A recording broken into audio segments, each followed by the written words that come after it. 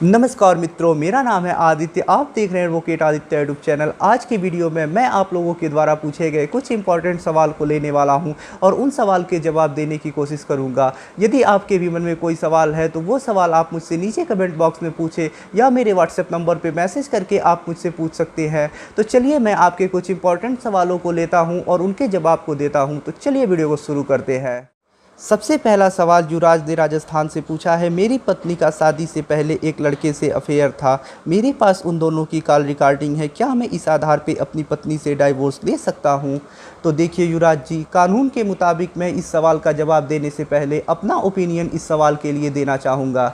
अगर आपकी पत्नी का शादी से पहले किसी अन्य के साथ रिलेशन था और अब वो आपके साथ शादी के बाद ईमानदारी से रह रही हैं अपनी पिछली बातों को भूल के, तो आपके भी मन में जो बात अपनी पत्नी के प्रति है उसे निकाल देना चाहिए और उनके साथ सुखपूर्वक और अपना वर्तमान जीना चाहिए और एक बेहतर भविष्य बनाना चाहिए जिसमें आप और आपका परिवार सुखी पूर्वक रह सके। और रही बात कानून की, यदि मैं कानून के मुताबिक आपके सवाल की जवाब दूं तो ऐसा कोई आधार नहीं होता है कि यदि आपका साथी का शादी से पहले किसी अन्य के साथ रिलेशन था तो आप इस आधार पर डाइवोर्स ले सकते हैं। आपको डाइवोर्स लेने के लिए तभी इजाज़त मिलेगी जब आपके साथी का शादी के बाद किसी अन्य के साथ फिजिकल रिलेशन बनेगा और आपके पास आधार के सबूत होंगे।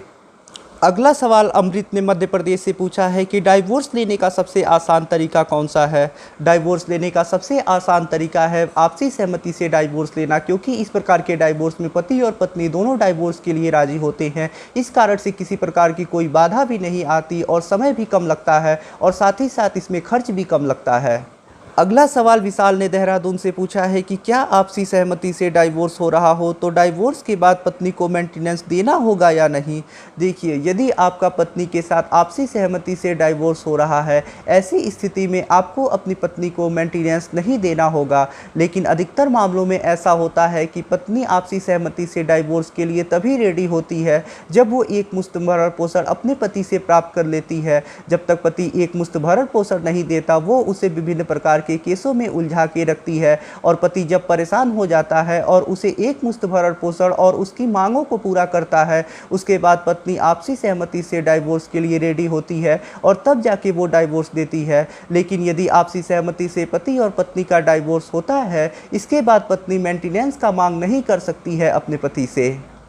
अगला सवाल सुमित ने झांसी से पूछा है कि 125 सीआरपीसी, डोमेस्टिक वायलेंस एक्ट और हिंदू मैरिज एक्ट के सेक्शन 24 में पत्नी को मेंटेनेंस देना होगा अगर पत्नी मेंटेनेंस की मांग इन तीनों धाराओं में करती है, क्योंकि आपने एक वीडियो में बताया है कि पत्नी इन तीन धाराओं में भरण पोषण की मांग कर सकती है।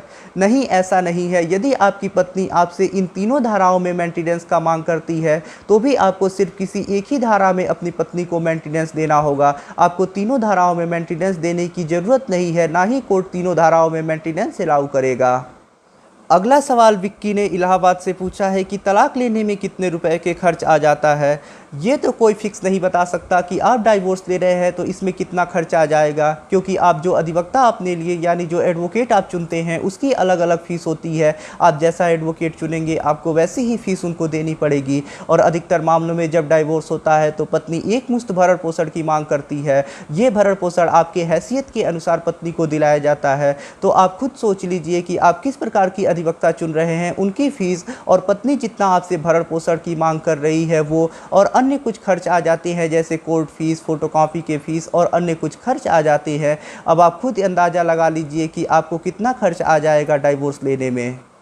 अगला सवाल विशाल ने दिल्ली से पूछा है कि कोर्ट केस को एक प्रदेश से दूसरे प्रदेश में ट्रांसफ़र कराने के लिए क्या करना होगा?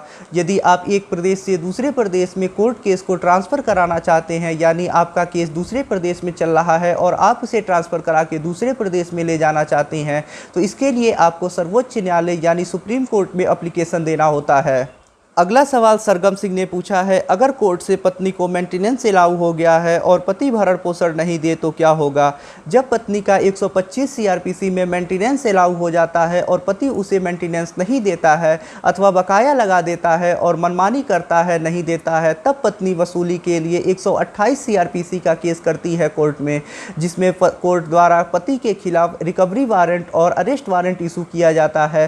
फिर पति को कोर्ट में पुलिस पकड़ के लाती है। यदि कोर्ट कोर्ट में पुलिस पकड़ के लाती है पति को, उस समय तक पति मेंटेनेंस की पूरी रकम अपनी पत्नी को दे देता है तो 128 सीआरपीसी का केस वहीं पे ख़त्म हो जाता है। अन्यथा यदि पति नहीं देता है तो फिर कोर्ट उसे 1 माह के लिए जेल में भेज देता है।